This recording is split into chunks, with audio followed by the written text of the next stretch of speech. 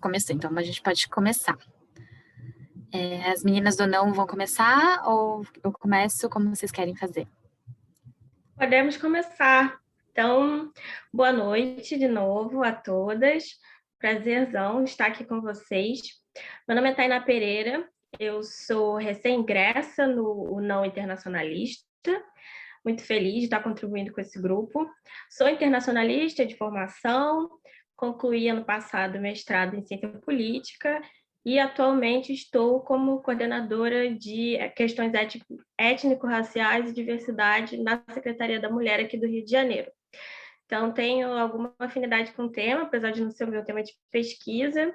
Estou muito feliz de estar aqui hoje também, podendo ouvi-las e aprender mais sobre essa pergunta, né, que nos moverá durante esta conversa, que é como dialogar sobre gênero fora da academia. A gente pensou numa dinâmica bem simples aqui para a nossa conversa, com essa abertura rápida que eu estou fazendo. Em seguida, eu vou pedir que vocês se apresentem, né, os grupos que já estão aqui na sala. A gente vai ter 2 blocos de perguntas e, no final, caso alguém que esteja acompanhando tenha algum comentário ou pergunta para fazer, também a gente responde, vai comentando. Acho legal que a gente reveze, né, na hora de responder as perguntas que a gente está propondo aqui no roteiro, para não ficar aquela coisa maçante. O sugerido é que as respostas sejam dadas no máximo 5 minutos, e a gente avisa quando estiver faltando um minutinho aí para todo mundo poder concluir de boa. Então é isso. Fiz a apresentação, introduzi o tema. Queria convidar agora. Kelly, quer começar se apresentando? Tá bom. Na verdade, eu ia, acho que menos apresentar, né, acho que as Marias, porque acho que todo mundo, a gente já se conhece, tal, né, acho que, não sei se todo mundo se conhece, mas acho que as Marias conhecem todo mundo. Mas ia falar um pouco, na verdade, do porquê que a gente está fazendo, né, essa atividade. Enfim, acho que a gente está num processo de reestruturar as Marias, pensar, né, quem são as Marias, para que a gente serve, como nem tanto dentro da academia como também para fora. Então, eu acho que é um momento também importante nosso, né, dessa crise de identidade que a gente está tendo nesse aniversário de 4 anos.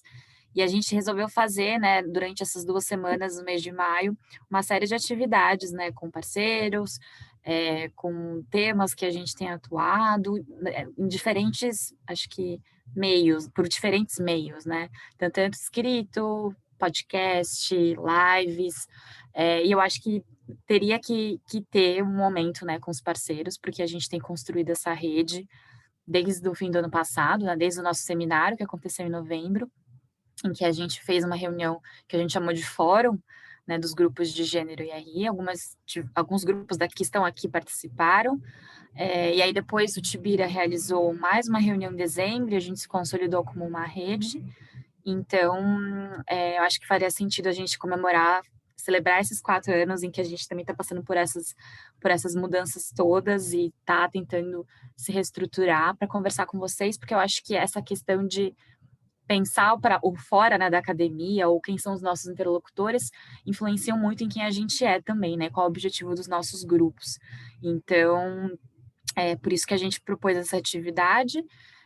Outras atividades estão acontecendo, então essa semana a gente ainda vai lançar o nosso site, que né, é fruto de um trabalho de vários meses da nossa equipe de comunicação, então acho que vai ser um grande marco, acho, para o nosso grupo. A gente também, né, realizou uma série de atividades na semana passada, live com a Flávia Biroli, um podcast Elas na Ciência, que a gente participou, falando um pouco da nossa pesquisa. Enfim, acho que as Marias estão com várias frentes, então é muito bom estar com os parceiros. A gente não chamou todo mundo da rede, né, a rede é mais extensa, a gente chamou os parceiros que a gente tem mais próximos, né, que a gente já dialoga mais, porque a gente já queria mesmo, acho que, ter mais uma conversa mesmo, não é nada muito formal e engessado, e como a gente já tem esse contato maior com vocês, então a gente achou que faria sentido começar essa conversa com vocês e depois, de repente, estender, né, para a rede ampliada, e aí, né, trocar mais também. A gente não sabe se esse interesse, né, de dialogar com fora da academia é um interesse geral de todo mundo, então acho que também vai ser interessante a gente ter essa conversa com vocês. Inclusive, eu acho que também pensando, agora vendo, né, tem várias das meninas que estão aqui do Tibira, acho que elas ainda são da graduação também, e a gente está super com essa interlocução também com a graduação, a gente está com novas integrantes que são da graduação, e para a gente isso tem sido muito, muito, muito rico. Então, acho que também é um dos pontos que a gente quer, acho que, tocar, né? Além de sair da academia engessada, como a gente também consegue dialogar com outros grupos que não, né, as nossas pequenas bolhas, né? Bom, eu só comentando, a gente está aqui as Marias, a Laira, a Nathalie, a Rita e a Mari, que deve estar para entrar. Então, são as Marias que estão aqui, que na verdade são as Marias que fazem parte de duas grandes áreas, que é relações institucionais, que é nossas relações com os parceiros, com outros grupos de fora, ou seja, nossas redes, né, e o grupo de pesquisa, né, que é mais responsável por tocar as agendas mesmo de pesquisa. Então, é um pouco isso. Obrigada por vocês terem aceitado esse convite, estarmos aqui. Acho que essa vai ser a primeira de muitas conversas ainda, e que seja também o primeiro aniversário que a gente passa juntos das Marias. É isso. Muito legal, Kelly. Acho que Lara podia se apresentar agora, até porque ela é quem vai conduzir o primeiro bloco de perguntas. Oi, gente. Tudo bem com vocês? Boa noite a todas. Meu nome é Martins, eu sou da graduação também. Sou do Rio de Janeiro, tenho 22 anos e atualmente eu sou cofundadora do ONU Internacionalista. Para quem não conhece, a gente é um projeto, não sei se vocês acompanham, a gente tem site, Instagram, um projeto que fez 1 ano no mês passado. A gente ainda está caminhando, né, para a gente tentar saber realmente quem a gente é, tentar tornar o projeto um pouco mais robusto.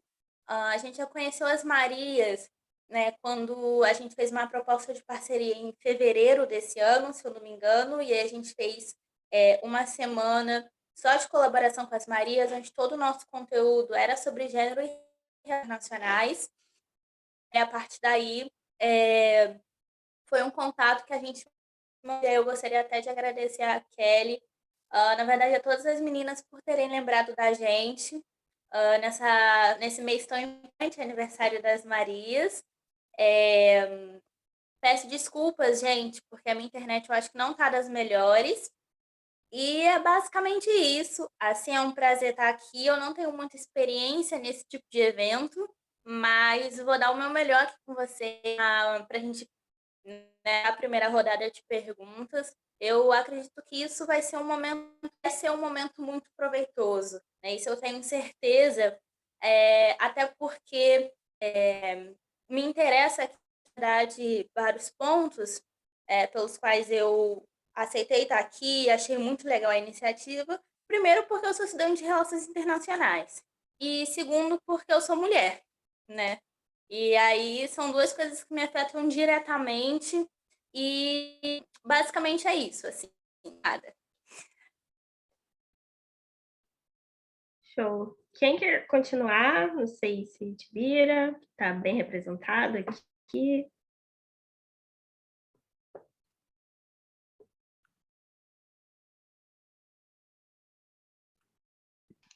Eu posso falar. Eu sou a Tamires, eu sou do Tibira, eu tô no último ano de RI da PUC. Eu entrei no Tibira esse ano, acho que todas as meninas que estão aqui entraram no Tibira esse ano também. Eu já participei de algumas reuniões das Marias no último ano. Eu gosto muito dos temas que vocês trazem, acho muito importante as autoras. Eu tive aula com a Kelly, eu não sei se a Kelly lembra, instituições.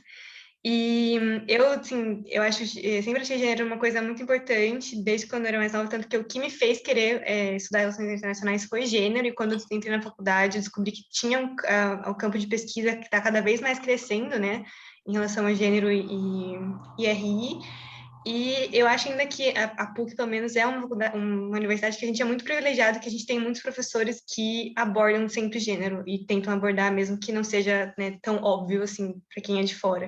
Então, eu acho muito importante. Eu adorei as perguntas que vocês propuseram, eu dei uma olhada já, e estou animada para ter esse papo com vocês. É isso.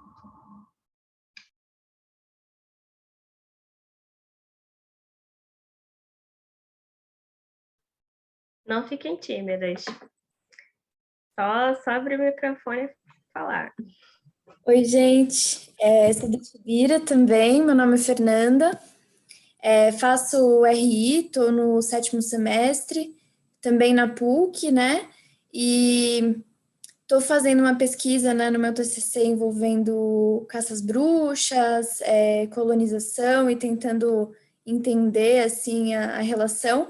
Mas o que eu achei muito bacana é que para mim sempre foi uma grande questão, assim, porque eu sinto que eu estudo muito a questão de gênero e diferentes feminismos, né? Mas eu não sei às vezes como aplicar isso, né? Então eu sinto que eu fico muito na teoria. E eu acho que, até certo ponto, isso também é meio problemático, né? Então, acho que é muito importante a gente estar aqui, né, reunida para discutir sobre também quais são os elementos práticos, né, de tudo isso que a gente vê, de tudo isso que a gente estuda. E estou animada para a conversa.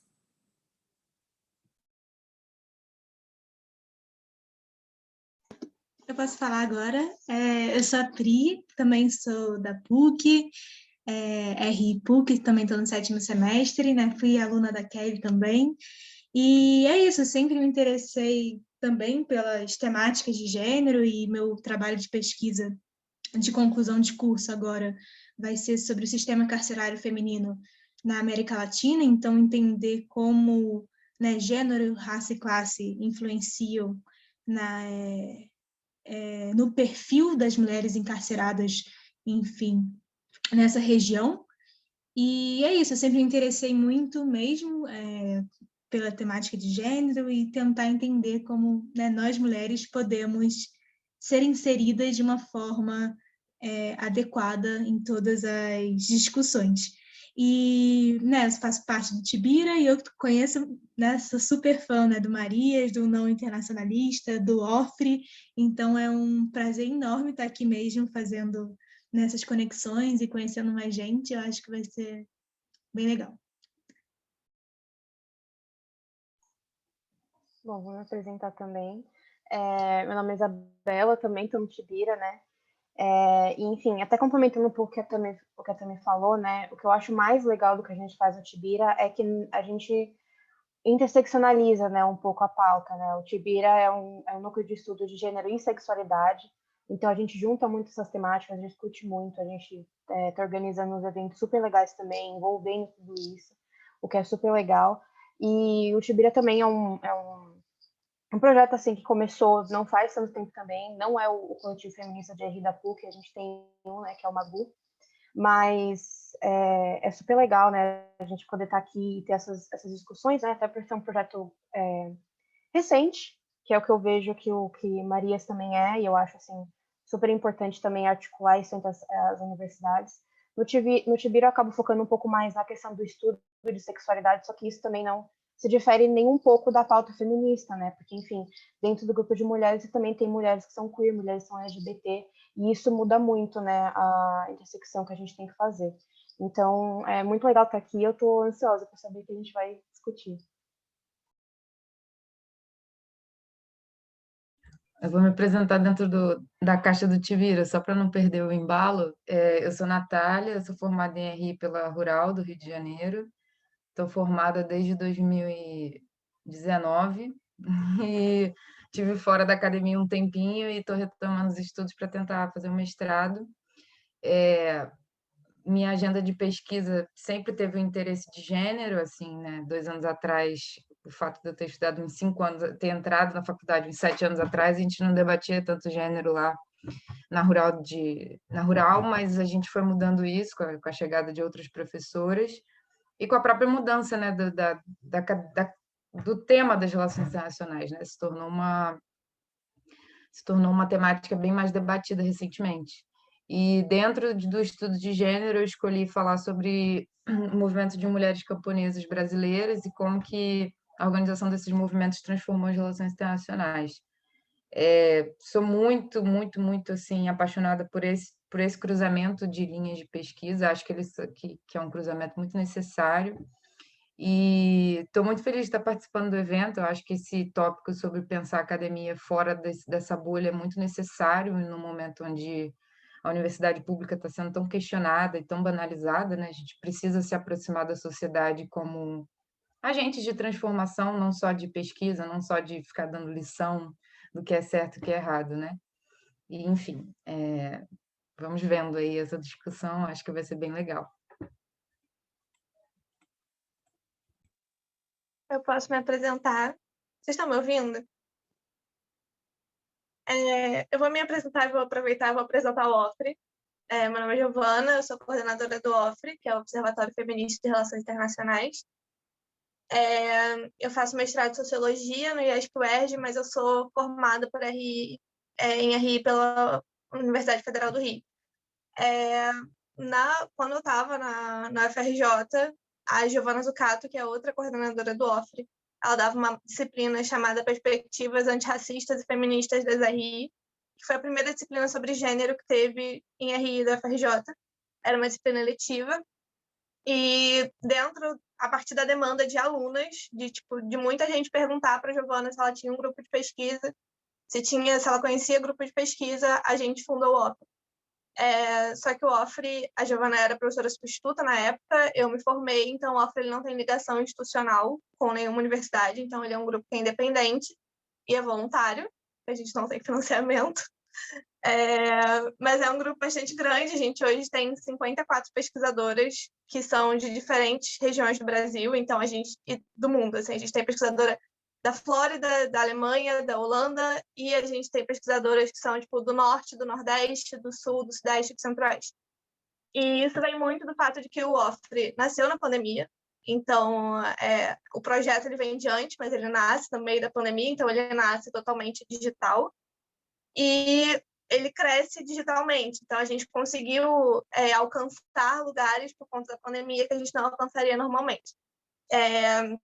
A gente se divide internamente por regiões, então a gente tem 6 regiões, que são uma divisão geopolítica, assim, que muita gente não concorda, a gente tem altos debates internos por conta dessa divisão, mas é uma divisão um pouco geopolítica, cada região tem uma coordenadora, e a gente tem uma parte separada que é só de mídia, exatamente porque a gente percebeu a importância desse impacto digital que a gente tinha.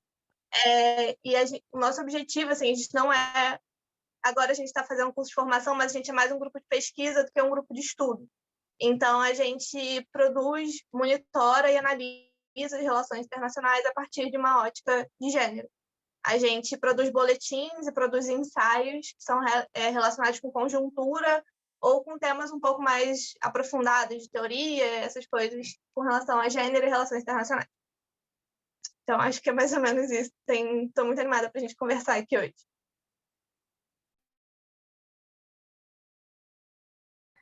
Meninas, eu só ia avisar, porque eu acho que a representante do Genere não entrou, eu acho que ela não sei se ela vai entrar mais, e o Nefra tinha avisado um pouco antes que eles não viriam, porque aconteceu um imprevisto. Então, a gente está em 3 grupos aqui, então Alfred, Tibira e as Marias.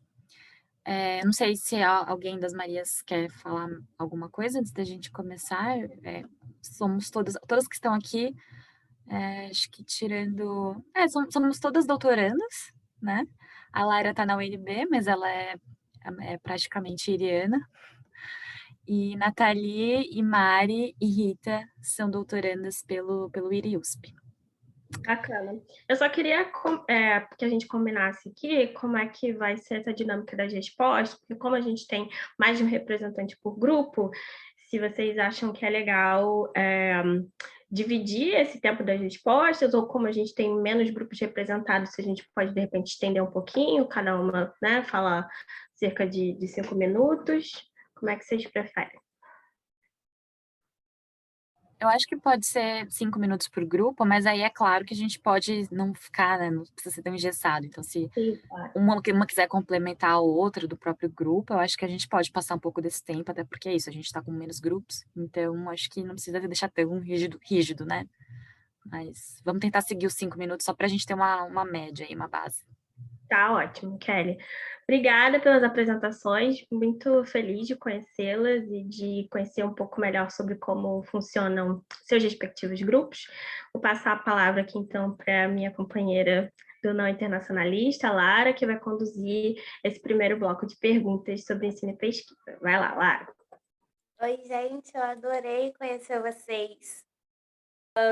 Para começar, né, começou a falar e tratando já no assunto, a área do conhecimento das relações internacionais é uma área bastante nova, né? Se a gente for com outras áreas do conhecimento, como economia, enfim. E apesar de ser uma área dita interdisciplinar, né, que abrange conceitos, que abrange teorias, que abrange terminologias de outras áreas, né, a gente ainda fica muito presa a abordagens epistemológicas tradicionais.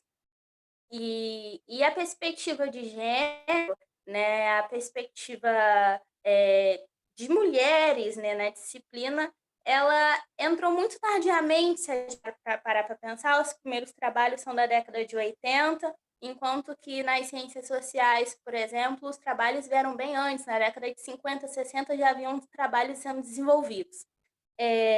Dito isso, eu acredito que por conta de todo esse processo, dessas prisões epistemológicas que a gente, que a área do conhecimento das relações internacionais, a gente fica, né, parece num looping infinito de tradicionalismo, a gente consegue se deparar com os desafios, para eu não dizer aqui empecilhos, para a gente pensar gênero e relações internacionais. Até hoje eu lembro da minha primeira aula sobre gênero, em teoria das relações internacionais. Eu não sei se se vocês lembram das de vocês, mas eu consigo lembrar da minha professora, e a linha dela era segurança e relações internacionais, algo bem tradicionalzão mesmo.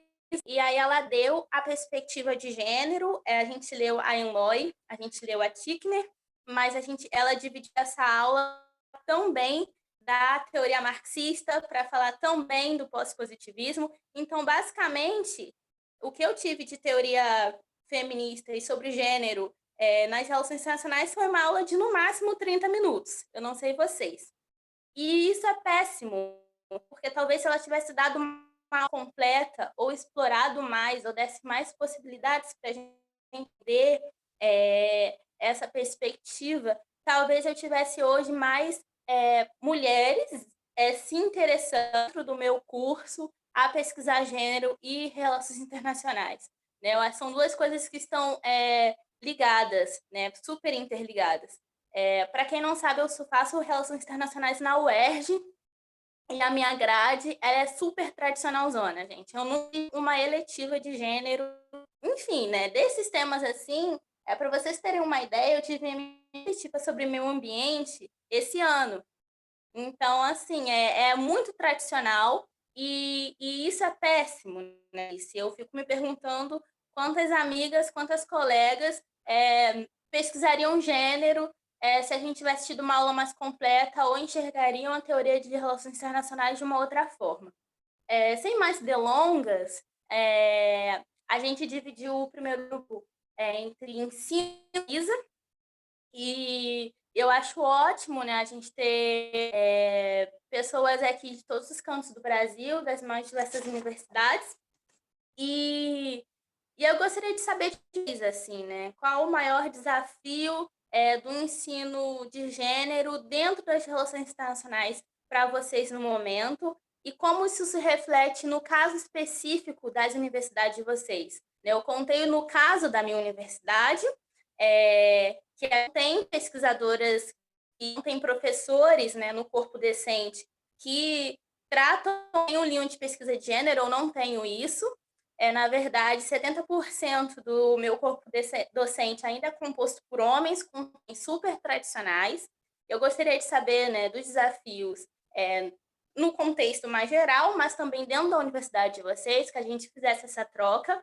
E se a gente pode observar uma tendência a partir de agora, no sentido de que o ensino de gênero,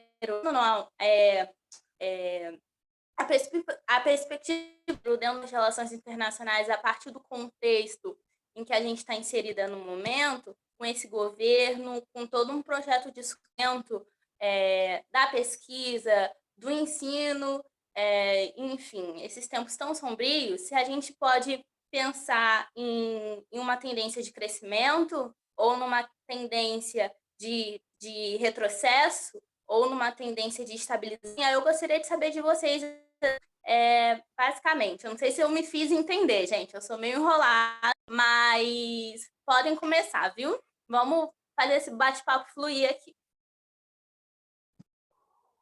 Clara? Oi, vocês estão me ouvindo? Tô. Ótimo. Estou com uns problemas digitais hoje, então não sabia se vocês estavam me ouvindo. Se você me permitir, então, eu poderia começar. Meu nome é Nathalie, para quem não me conhece, eu sou de Marias, e eu sou doutoranda no IRI-USP. Então, a minha perspectiva, a minha experiência, eu vou falar da minha formação em RI, eu me formei na PUC, e a minha pós eu faço no IRI. Então, a minha perspectiva é sempre dessas duas instituições. Eu adorei que a Lara acabou de falar. Gente, eu lembro do primeiro dia que eu tive uma aula de gênero na faculdade. Mulher, eu nunca tive uma aula de gênero na faculdade. Eu me formei em RI em 2007, ou seja, já sou velha. Mas a época em que eu estive na faculdade, como uma aluna de graduação, de 2004 a 2007, não existia debate de gênero, eu não tinha sequer a possibilidade de fazer alguma eletiva. Eu, inclusive, tinha poucas figuras de mulheres me dando aula. Eu lembro muito da Janina, que à época, hoje ela é diretora lá do IRI, mas à época ela dava aula lá na PUC.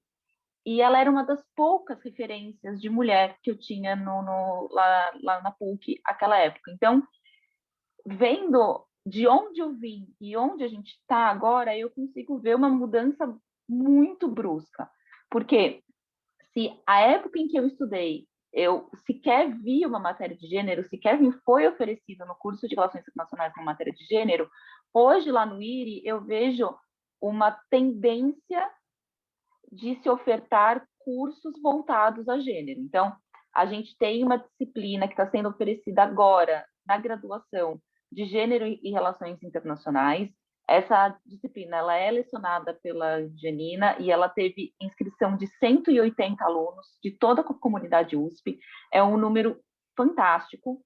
Eu acho que isso já demonstra uma mudança num sentido mais positivo de se estudar mais gênero. Na pós, desde que eu estou lá, 2018, foi oferecida uma disciplina também pela Janina, em conjunto com a Jane Jaquette, que é uma professora, acho que é do Occidental College, se eu não estou enganada, mas a gente teve, inclusive, a participação de uma professora de fora. Em 2019, também uma professora de fora, a Nicole Siegel, que é de Indiana, veio para o IRI para dar uma disciplina de gênero e raça. Foi a primeira vez no Instituto que eu vi estudar gênero e raça numa disciplina. Então, desde que eu estou lá, que é desde 2017, eu tenho visto uma tendência de, tanto na pós quanto na graduação, de se ter pelo menos uma tentativa. É claro que isso ainda, infelizmente, é marginal, porque eu estou falando de disciplinas eletivas, tanto na graduação quanto na pós, e são disciplinas que, para mim, me parece que pouco dialogam com outras disciplinas. Acaba que, para mim, na minha percepção, até se alguma outra colega do PIRI tiver uma outra percepção que fale, mas, para mim, a minha percepção é que são matérias muito fechadinhas em gênero e pouco dialogam com outras áreas de conhecimento. Então, como se o gênero ainda fosse aquela área isolada, fora, e que a gente trata como nicho, sabe? Mas eu acho importante ressaltar que, sim, eu vejo uma mudança, eu vejo uma perspectiva, ainda para mim, que estou em relações internacionais desde 2004, é nítido e é gritante. E eu queria só dizer mais uma coisa, que eu vejo essa tentativa de se incluir gênero, de dar disciplina sobre gênero, também como uma forma de atender anseios de alunos da graduação, sobretudo. Se eu não estou enganado, não lembro se foi de 2018 ou 2019, mas os alunos de graduação, o Centro Acadêmico de Relações Internacionais do IRI, criou um manifesto por um IRI, acho que era por um IRI decolonial, no qual eles pediam para que se estudasse mais autores do sul global na grade, que tivessem mais textos que saíssem dos Estados Unidos, da Europa, que a gente estudasse mais mulher, que estudasse mais raça, que estudasse mais alunos, que estudasse mais textos e pensadores do sul global. Isso foi um pedido do centro acadêmico com o apoio, até onde eu sei, bastante substancial dos alunos da graduação. Então, eu acho muito importante também ressaltar o papel de base dos alunos de bater na porta e falar: a gente quer estudar negro, a gente quer estudar mulher, a gente quer ouvir gente do Sul, porque RI, se deixar, a gente só fala dos Estados Unidos, a gente só fala de Europa, a gente vai continuar lendo pensadores europeus, homens norte-americanos para o resto da vida. Então, isso eu achei fantástico. E vocês? Posso falar?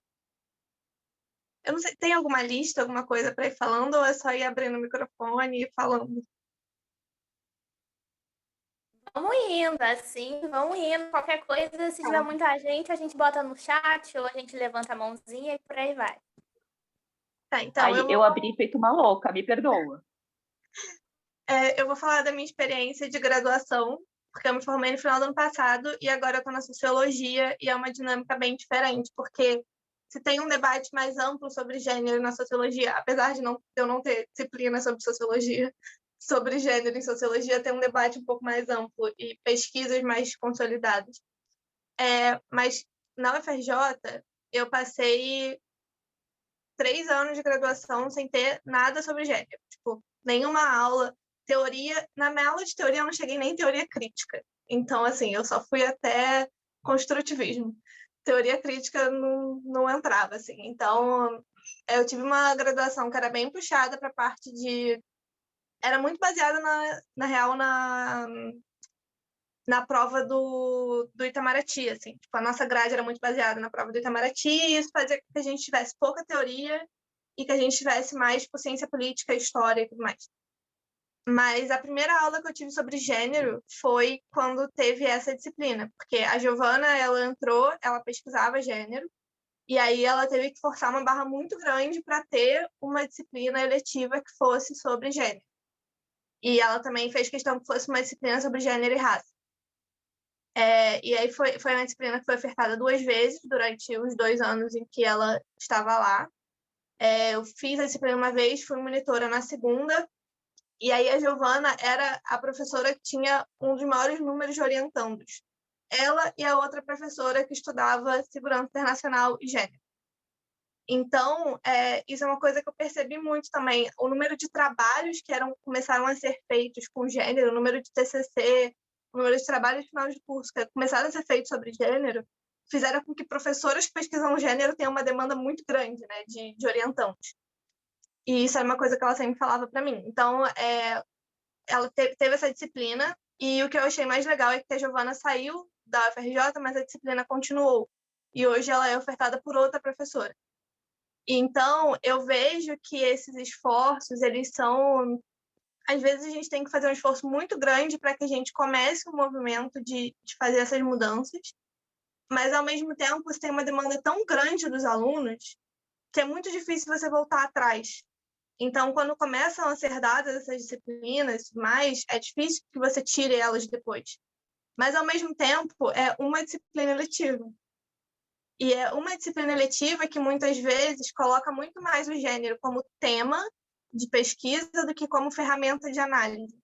Então, é muito difícil você ver...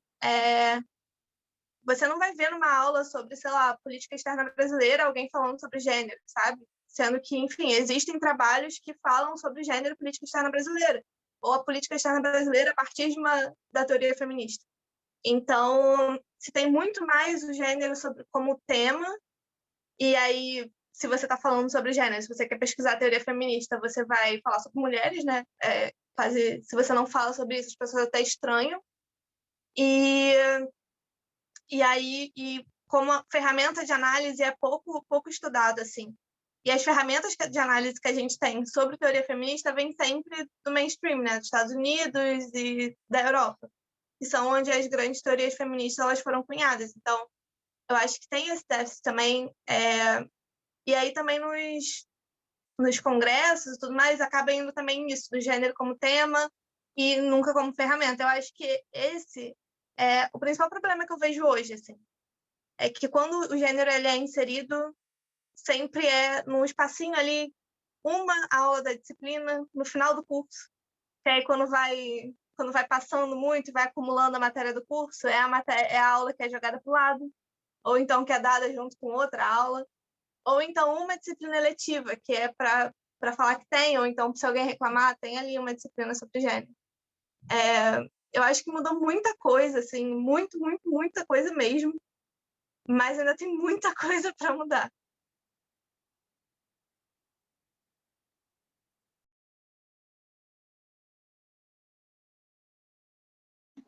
Sou eu? A Tami? Não sei. Eu? Então, queria falar um pouquinho, né, pensando na PUC, né, eu acho que comecei a refletir, é muito doida, né, que a gente sempre fala que a gente precisa mais falar de gênero, mas foi a primeira vez que eu refleti quando realmente foi tratado o gênero na sala de aula. Eu acho que tiveram 2 aulas, uma que foi a mulher no contexto pós-colonial, então no programa estava escrito que ia ter, então, gênero, e também agora, né, Tami, terça-feira, que foi a segunda aula, que foi gênero e saúde global. Então, acho que foram só 2 mesmo aulas que a temática englobou gênero, e únicas mesmo, porque pensando em outras temáticas de RI, nunca é citado o papel da mulher no contexto nacional, global e enfim. E uma representação disso é que agora que eu fui conhecer há pouco tempo duas grandes, enfim, um é movimento de mulheres e outra é uma mulher que, né, é a Dandara. Então, essa construção dos heróis. Então, quem que conta a história e quem que são os heróis contados nessa história, quem que viram os heróis. Então, o Zumbi dos Palmares, que é um grande herói no nosso país, e a Dandara é esquecida. Então, a Dandara, fiquei sabendo há pouco tempo também, porque, enfim, não na sala de aula. E também o grupo Las Marianas, que é um grupo que foi muito importante para a Revolução Cubana, que, enfim, quando você pensa na Revolução Cubana, você sempre pensa em Fidel, enfim, então é isso. Essa falta de... tem essa falta de mulheres contarem sua história, e aí somos representadas por, enfim, homens, e por isso somos esquecidas, assim. Então, as mulheres históricas são ignoradas. Então, o papel da mulher é isso, é subalterno, é jogado de lado, não tem importância, mas muitas vezes foram as grandes heroínas. Então, acho que é isso. Acho que agora sou eu, né? Eu queria retomar que a Lara, acho que foi a Nathalie, a Lara, não lembro qual delas falou, sobre que é demanda dos alunos, né? Eu lembro que na semana de RI de 2019 da PUC, a professora Carla Garcia, eu não sei se talvez a Nathalie e a Kelly conheçam, ela é, na verdade, das sociais, e teve uma mesa que foi ela, a Natália Félix, que é do Tibira, e uma outra pessoa que agora eu não lembro quem que era, na verdade ela trabalha na Visão Mundial hoje em dia. E, assim, a sala foi assim, era um auditório da PUC, estava cheio, tinha gente no chão, assim, não tinha mais como entrar pessoa na sala. E a Carla, essa professora, ela dá aula na PUC há muitos anos, ela começou a dar aula na RI, e ela falou que, assim, ela ficou muito feliz de ver quantas pessoas estavam lá, porque quando ela começou a dar aula em RI, na década de 90, não tinha nada de gênero, foi assim, até mesmo há 10 anos atrás, era tipo umas 6 meninas que gostaram do tema, foram atrás para criar um coletivo feminista, e hoje, assim, em 2019, estava aquela sala com 200 pessoas. Então, mostra muito isso, né, que a gente não pede, né, a universidade não vai fazer nada sobre. E a PUC, eu acho que está parecendo muito reflexo disso, porque eles estão estruturando a grade, e agora eu acho que a partir do terceiro semestre tem uma matéria obrigatória de gênero, e eu acho isso um avanço gigantesco, porque realmente a gente foi ter gênero, acho que a primeira vez que eu tive foi na aula de TR2 com a Natália, que era no quarto semestre, e também era uma aula sobre teoria feminista dentro de um semestre, e assim, ainda mais era porque era uma professora que estuda isso, porque se não fosse, provavelmente não ia ter tido. Mas aí eu vou falar um empecilho que a gente está vendo muito isso nessa aula de saúde, que eu e a Priscila a gente faz com o Arthur, que é o outro professor coordenador do Tibira, que é sobre saúde global. E na aula da semana passada foi sobre HIV e AIDS, essa aula dessa semana foi sobre gênero, e na aula da semana que vem vai ser sobre sexualidade. E nas duas aulas que tiveram, começaram com 5 homens, no final tinha só um. Então, é a questão, assim, que os homens não se interessam pelo tema, e é muito importante que homens também estudem gênero e entendam a importância de falar de gênero e relações internacionais. E isso, assim, quando o professor começou a comentar sobre isso, eu falei, nossa, é impressionante, né? Na semana passada, eu falei, vou prestar atenção essa semana. E foi a mesma coisa, assim. E não adianta, né, que a gente vive num mundo que tem homens e mulheres, não adianta só as mulheres irem atrás e estudar e ter essas demandas se os homens também precisam ter esse lado. E eu acho que isso é um problema muito grande ainda para os estudos de gênero, porque a gente vê que ainda tem muitas, só mulheres, né, falando sobre isso, e é muito importante que homens falem também. Eu acho que hoje isso é um empecilho muito grande que não é tão discutido.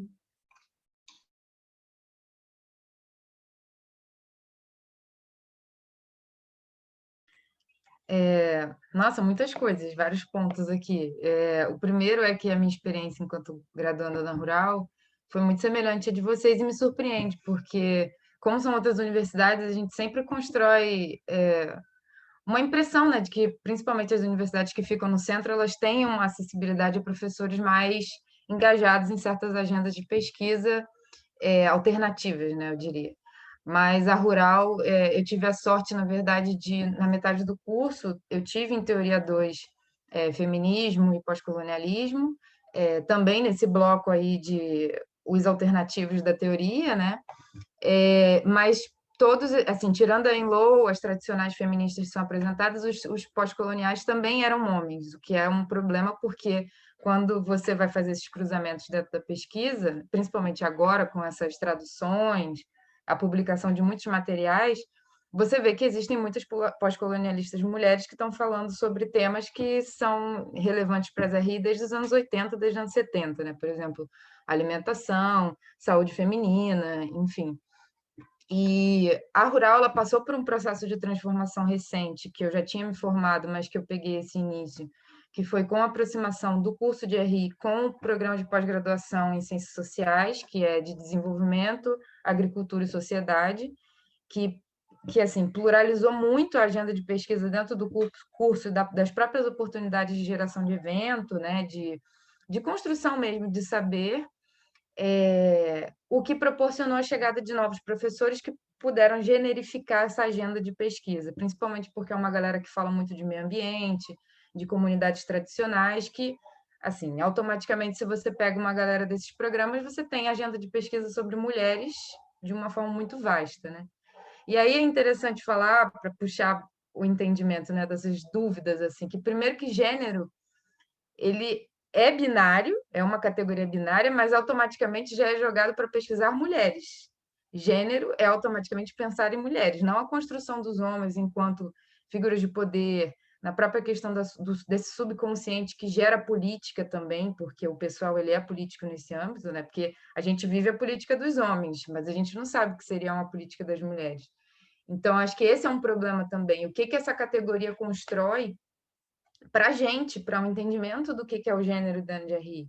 Porque ele automaticamente ele se torna binário, e gênero tem que ser sobre mulheres. E aí, assim, não que seja um problema, eu acho que a gente tem que generificar nesse aspecto, mas a gente não pode travar nesse entendimento, né? Uma outra coisa que eu acho que também é muito interessante aí, acho que retoma o geralzão, né, do debate, é que eu acho que os avanços recentes eles são fruto dessas manifestações que nasceram em 2013 e tiveram esse ápice em 2015, né? Eu entrei na universidade em 2015, a gente estava tendo marchas e mais marchas para tentar solucionar casos de estupro dentro do campus da Rural, de assédio, E isso gerou uma movimentação interna com o surgimento de coletivos feministas de alunas, seja para poder debater sobre experiências pessoais, até o momento em que eles se tornam grupos de pesquisa.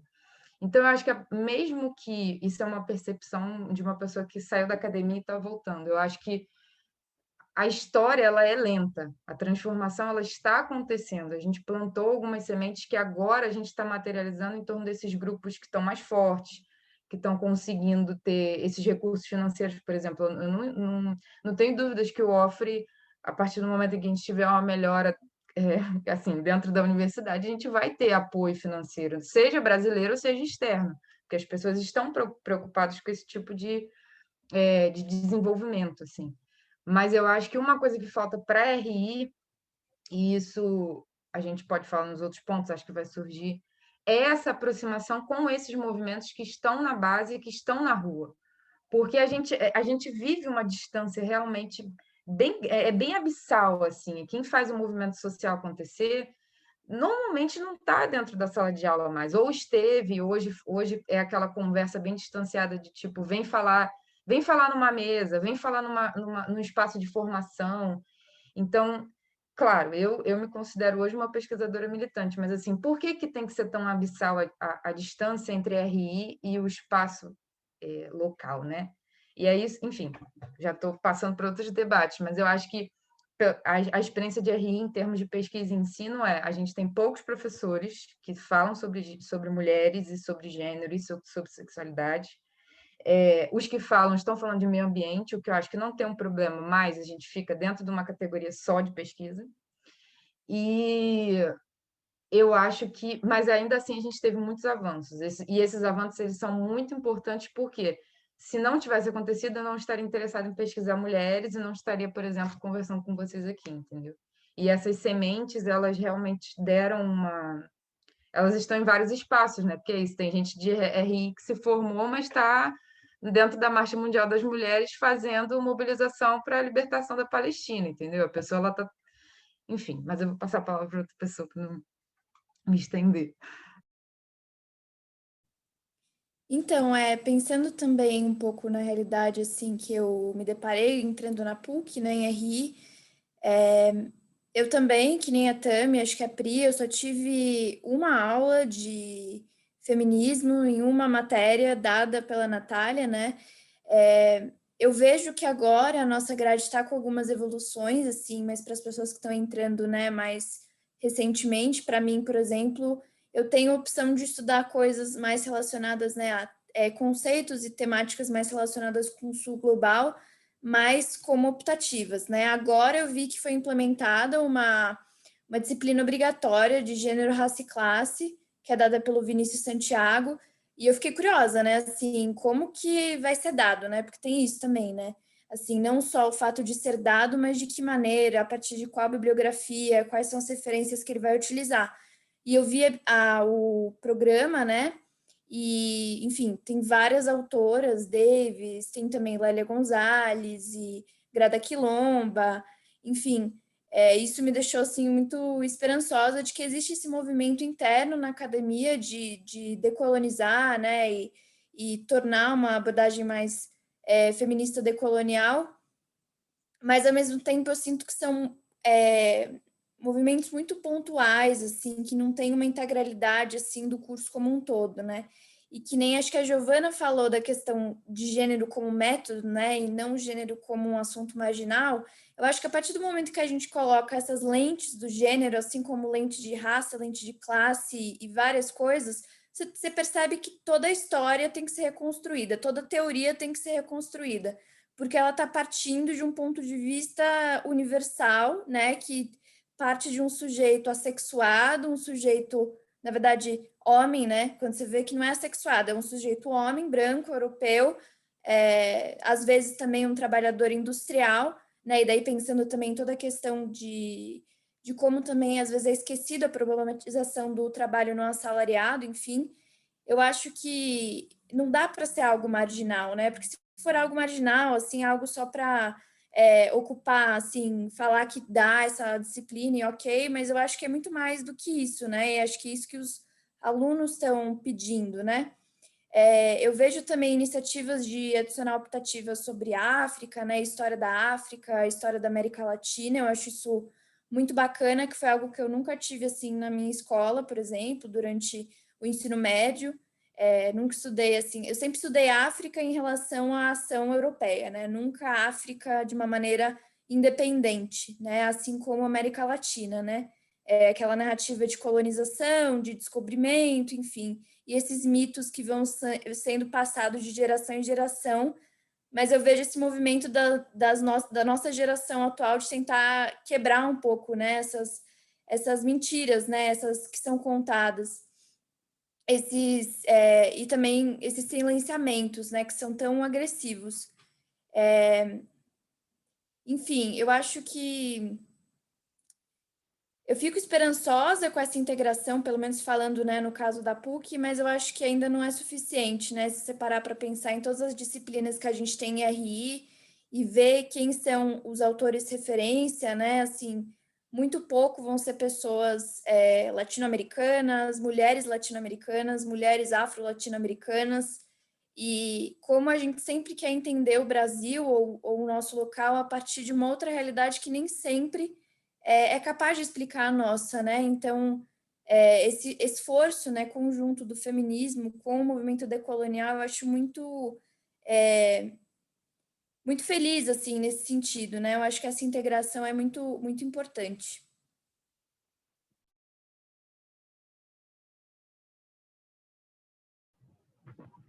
Eu vou só, na verdade, falar muito rapidamente. Acho que a Nathalie já representou a gente, eu só ia, na verdade, complementar. A disciplina, né, da Janine, eu sou monitora, a Nathalie comentou, e a gente teve 180 pessoas interessadas e ela foi aberta para a USP toda, né? Então, a gente tem, inclusive, mais alunos de fora do IRI do que, na verdade, do IRI mesmo. Então, a gente tem gente até, inclusive, da engenharia. Então, dá para ver que começa a existir um interesse sobre gênero, acho que, de fato, generalizado, né? E isso acho que é muito positivo. E sobre o fato de essa questão de os homens, né, também participarem e acho que se engajarem, né, nesse debate, nessas reflexões, que seria mais do que necessário. Acho que se eles não se engajarem, eu acho que a gente avança bem menos do que a gente poderia. Essa disciplina é bem curiosa porque realmente tem um número até grande de meninos, então isso foi bem, acho que é algo bem positivo, mas a gente percebe nos encontros das Marias que a gente tem também um número muito baixo de homens participando, até dos encontros de grupo de estudos, né, que não, são espaços justamente de formação, e a gente realmente não consegue nem atrair. E aí isso acho que é uma coisa que a gente tem conversado na nossa reestruturação. Não consegue atrair homens para esse debate, e também não consegue atrair pessoas, né, acho que de outros grupos sociais. Então, a gente ainda continua sendo majoritariamente mulheres brancas, de classe média. Então, como é que a gente também consegue diversificar esse debate sobre gênero para outros grupos e acessar, para não ficar justamente uma bolha de pessoas, de mulheres, né, conversando sobre esses temas. Eu ia comentar, inclusive, essa questão, né, de a gente eu acho que a gente tem que ocupar esses espaços, mas eu acho que a gente, de alguma forma, tem que tentar mobilizar esses temas nos espaços que a gente ainda não está. E eu lembro de um exemplo até hoje. Um dos primeiros livros que a gente leu no Marias, em 2017, foi aquele bem didático, inclusive, né, da Flávia Biroli com Luiz Felipe Miguel. E eu lembro que a gente ficou na dúvida se a gente leria esse livro, porque tinha o Luiz Felipe Miguel como um dos autores. E a gente tinha justamente essa ideia, nossa, a gente vai ler um livro que um homem escreveu sobre gênero. E, na verdade, hoje eu olho e falo, é um livro super, né, didático, super bom, super, bem beabá mesmo, assim, né, de entender, né, esses inícios dos estudos de gênero, que para a gente foi muito importante, né, para a nossa formação. Mas tinha ainda, mesmo dentro do Marias, esse sentimento de estranhamento de ouvir homens falando sobre gênero. Então, como a gente consegue também romper com essas barreiras, né, acho que mesmo internas nossas, de que sempre, né, que homens não podem estar envolvidos nesses estudos, e que bom que alguns estejam, né? Mas, enfim, acho que eu queria só contar esse caso, porque eu achei bem interessante, e é isso, eu acho que pensar gênero é pensar em relação em estruturas sociais que impactam a todos, né? A todos mesmo, assim, ninguém passa batida e tá em todas as disciplinas, né? Eu não estudo gênero também, no meu objeto de pesquisa central é cidade, mas quando a gente vai estudar qualquer tema de cidade, de questão urbana, o gênero está presente. E para a gente conseguir pensar em política pública, a gente tem que levar em consideração recorte de gênero. E para todo tipo de política pública. Então, eu acho que são várias questões para a gente refletir. É isso. Eu queria fazer um comentário bem rápido, dá tempo? Tá. Então, é que eu vi no chat que acho que a Mariana comentou que tem algumas mulheres na IRRI, né, que pesquisam sobre, ou pessoas, né, que pesquisam sobre mulheres, mas não tratam da questão de gênero ou uma perspectiva mais crítica. E eu posso falar assim por mim mesma. Eu lembro que no começo da graduação, quando eu estava desenvolvendo uma iniciação científica, que eu acabei não dando continuidade, mas eu lembro que eu estava tratando de encarceramento feminino, né, principalmente pensando no caso de encarceramento de bolivianas aqui no Brasil.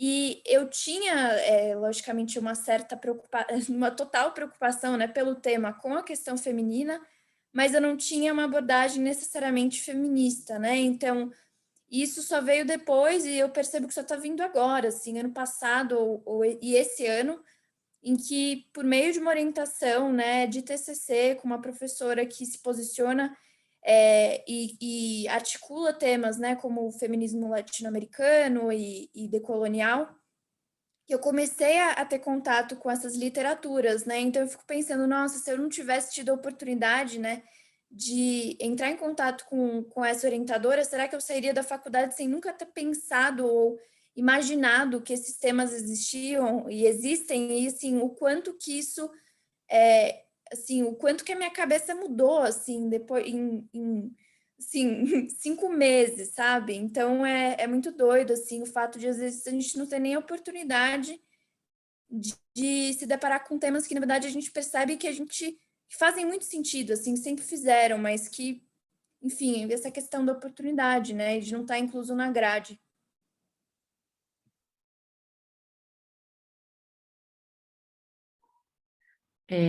Só comentar isso que a Fernanda falou, então, é que não era nem na graduação, já na pós mesmo, a gente tem doutorandas que pesquisam mulheres, e a gente tinha um grupo que se reunia, né, fazia parte de uma disciplina para discutir os temas, e a gente questionou, né, se ia usar uma abordagem de gênero, né, não só uma lente, aliás, ela não comentou nem de uma lente, nem de uma metodologia, nada nesse sentido, e uma resistência para utilizar uma abordagem de gênero, e ficou um pouco, a gente achou um pouco estranho. Ela falou, não, mas a gente não, eu estou estudando as mulheres nesse contexto, mas eu vou olhar através das teorias de democracia, mas você não vai utilizar uma abordagem de gênero, não sei o quê. E eu e outras colegas ficamos nessa discussão, e ela falou que não ia usar, que o orientador para ela falou que não precisava, a outra professora ela falou que não precisava, que também são professores também que não têm essa preocupação com gênero. Então, como eles não têm, eles diminuem o papel de gênero, ele acha, inclusive, que há uma crença que vai deixar a pesquisa com menos validade, né? E aí fica de fora. Assim, inclusive, inclusive, na minha pesquisa, não é sobre gênero, mas tem uma parte de gênero e há uma resistência de incluir esse elemento, sendo que eu não posso excluir 50% da população que está nesse grupo, né? Enfim, mas o que mais me admirou, e acho que admirou as colegas também que estavam presentes, foi a resistência da própria aluna, de não querer utilizar uma teoria de gênero. Gente, eu tenho coisa para falar que eu vou tentar. Foram muitas histórias, né? Vocês foram falando assim, e eu só fiquei com muita coisa. Então, tem alguns casos para contar para vocês. A primeiro é que o Ano Internacionalista lançou o primeiro curso do nosso projeto sobre introdução à teoria feminista das relações internacionais. E aí a gente tem 80 inscritos e nós só temos um homem. Nós só temos um homem em curso em que a gente que por conta do valor baixo, a galera ia, é R$20 o curso, a gente só tem um homem, assim. E aí a gente começou a se questionar, a gente vai, por exemplo, fazer um curso sobre política externa brasileira, eu acredito que o engajamento dos homens vão ser muito maior, vai ser muito maior. E a gente ficou se questionando, caramba, por que eles acham que isso não tem nada a ver com eles? Assim, eu não estou falando para eles pesquisarem gênero e relações internacionais, mas porque eles acham que o debate feito dentro do curso, dentro daquele espaço, não tem nada a ver com a realidade deles enquanto sujeitos dentro de um mundo, sabe? E aí é só para relatar esse caso que a Tami falou sobre a ausência de homens dentro desse debate e andando por esses espaços. Assim, eu sei que a gente já tem uns traumas da presença deles, porque geralmente não sai coisa boa, mas é importante a presença deles, é importante também que eles reflitam sobre as coisas, assim, sabe? Só abrindo esse parênteses grande. A segunda coisa é que no meu curso, até atrás, nós tivemos 2 casos de professores que agrediram mulheres na mesma semana em fóruns de discussão de política internacional. 2 professores, gente, 2 professores. Um deles, inclusive, agrediu a Deise Ventura, que está sendo super cotada, né? Olha só, para vocês, aí eu contando aqui o babado para vocês, e foi algo tipo muito sério, muito sério. Ele chamou histérica e falou que ela está pesquisando saúde e não tem nada a ver com relações internacionais. Meus professores são desse tipo. E aí o curso se juntou e aí a gente botou todo mundo discutir sobre isso, né? Foi a primeira coisa que a gente fez. E aí, quais são as nossas estratégias para que isso não ocorra, né? Quais espaços a gente precisa criar para que isso não aconteça? E aí, quando eu falei que mais matéria de gênero poderia ser uma das para conscientizar todo mundo, para a gente refletir, para a gente entender. Um professor meu, de uma área super tradicional, falou que gênero não tem nada a ver com relações internacionais. Gênero é um objeto de estudo da antropologia, das ciências sociais, da ciência política no máximo, mas que relações internacionais não estuda gênero, porque não tem nada de internacional, segundo ele. E o terceiro caso que eu estou relatando aqui para vocês, muitos absurdos, eu sei, é que uma das minhas professoras, o nome dela é Jana Tabac, eu não sei se vocês conhecem o trabalho dela, mas ela usa gênero, mas ela pesquisa infância e relações internacionais, então a pesquisa dela é muito ligada à questão de criança e soldado e tudo mais. E aí, durante uma aula, ela estava contando a trajetória acadêmica dela, ela é formada da PUC, aqui do Rio, e aí eu perguntei para ela, e ela afirmou que originalmente a pesquisa no mestrado dela era sobre mulheres, mas que ela teve que mudar para a infância. E aí, já fazendo o gancho para a segunda rodada de perguntas, ela justificou que a mudança seria porque, naquele momento, não havia incentivo de instituições para a pesquisa de gênero. E aí eu acho que é um ponto que que é muito bacana a pergunta. Você acha que essa falta de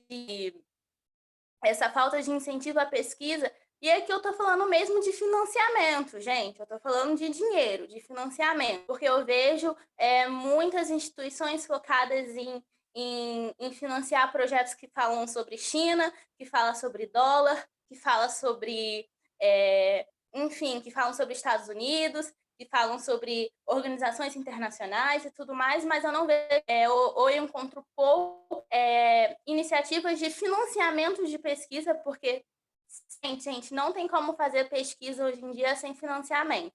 Sendo sincera aqui para vocês, a pesquisa não anda. Vocês acham que a falta de estratégias é uma da... São empecilhos? São empecilhos, é claro, isso não é nenhuma pergunta, mas que dificultam muito o andar da pesquisa sobre gênero e relações internacionais. E a minha segunda pergunta, aproveitando, é como relacionar as pesquisas que a gente tem com a luta migratória na prática, né? Como que eu vou fazer a minha pesquisa chegar a mulheres que não estão na academia? Quais são as que eu posso usar? Quais são os ambientes? Quais são os espaços? É basicamente isso. Primeiro, é sobre a questão do financiamento, sobre dinheiro mesmo, né? O que vocês têm para me dizer sobre isso? Eu acho que isso não estava nem no roteiro. Surgiu agora na minha cabeça, mas enfim. E a segunda é sobre a questão da luta emancipatória, né? Como que a gente pode alinhar as duas coisas? Bacana, Lara. Eu acho que foi muito bom você ter trazido esses pontos, porque de alguma forma a gente já tangenciou o que está aqui no nosso roteiro sobre difusão e diálogo com a sociedade, no sentido de como a gente transpõe, né? Enfim, e muito também da importância de ter grupos como Marias para contribuir, para ampliar o acesso da população de forma geral a esse debate. E aí eu queria também direcionar um pouco melhor essa nossa conversa no sentido de entender quais são as ferramentas que têm sido utilizadas por grupos como os que estão reunidos aqui para acessar esse público que está fora da academia, para além das redes sociais, né? A gente entende que o ambiente digital é muito importante, né? Tem sido um dos espaços mais democráticos para fazer esse tipo de conexão, mas não é o único, eu imagino. Há limitações, como a orçamentária, como a Lara colocou, mas que outras iniciativas podemos fazer, que outras ferramentas poderíamos utilizar.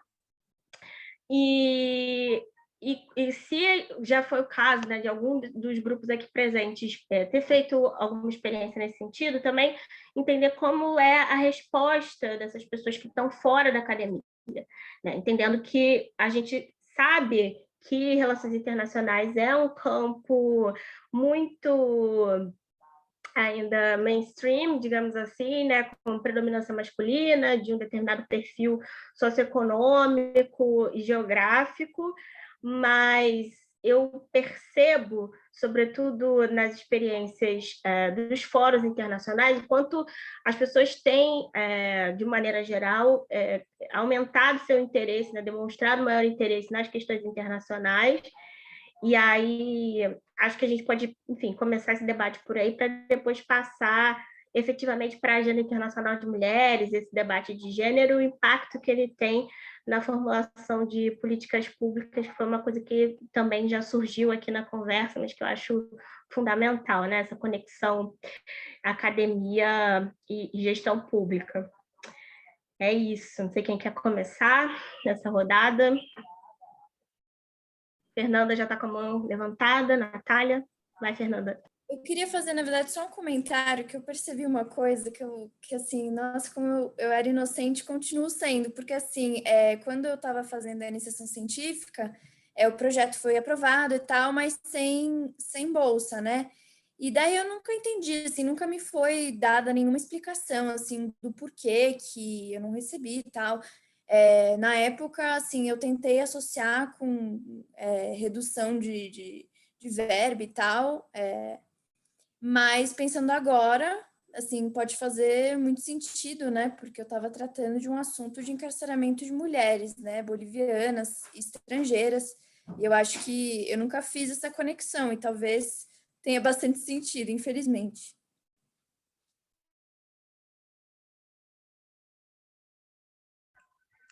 A todas as minhas colocações aqui, elas são de uma aluna do Tibira, mas assim, sem muita experiência, muito mais leituras e acompanhamentos, né?